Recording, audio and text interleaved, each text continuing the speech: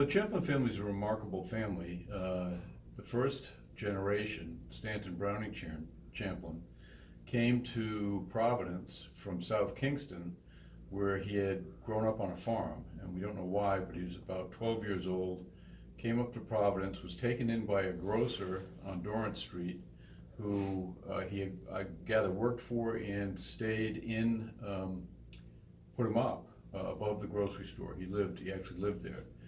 And he went on to form with his son, George Byron Champlin, Champlin Jewelry Company in 1878, which was a major jewelry company in the state and was the nucleus or the beginning of the Champlin industries that followed. George Byron Champlin had 3 children, the oldest of which was George Champlin, George S. Champlin, named after his grandfather, George Stanton Champlin. And he was really took the whole business to another level. He had companies in Canada, he had companies in New York, he had companies in Georgia, and he had a number of companies here in Rhode Island. And he managed them, oversaw them all himself from what had been the Champlin Jewelry Company on Chestnut Street in the Jewelry District. And that building is still there. And that building is in fact still there, and a couple of the other manufacturing buildings that he owned are still there too, but in different uses now. And he, somewhere in 1932, they determined they'd been giving money in, always anonymously, as far as we can understand, but without the benefit of a formal foundation. And they formed the first foundation in 1932, which, as we know, is the heart of the Depression.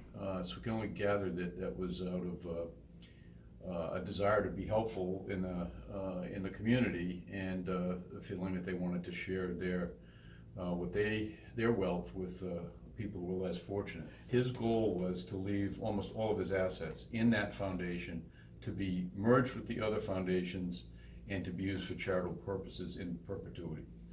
And that's exactly what happened. He passed away in 1980, and at his death, all the assets were liquidated.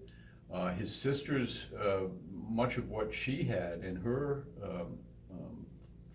assets were also brought together in the foundations, and that's what makes up the bulk of the monies that we now have available for granting. The entire family basically is there at one point. In other words, George Byron Champlin and his wife, George S. Champlin, is there, and his sister Florence Hamilton and her husband. Their sister Hope Neves lived in California. She was not as directly involved she lived in California most of her life and was really not as directly involved, although she had been instrumental in setting it up. It's $569 million that has been given in Rhode Island through the Champlin Foundations since 1932. The vast majority of that since 1980, when Mr. Champlin passed away. So about $560 million since 1980. And almost exclusively has stayed in Rhode Island. Land conservation, major impact on the Rhode Island landscape.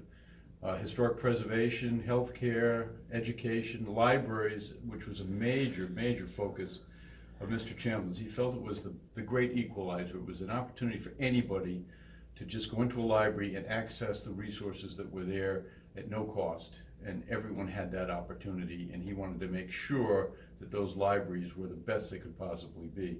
And in his honor, we're still devoted to that. It's all them. I mean, they are the ones that earn the money. It's their money. We are here. We try to make the best use of it, to give it as prudently as we can. But if there's a mantra around here is, remember, it's not your money, but spend it like it is. We want to spend it carefully. We want to direct it at the things we think where the greatest needs are.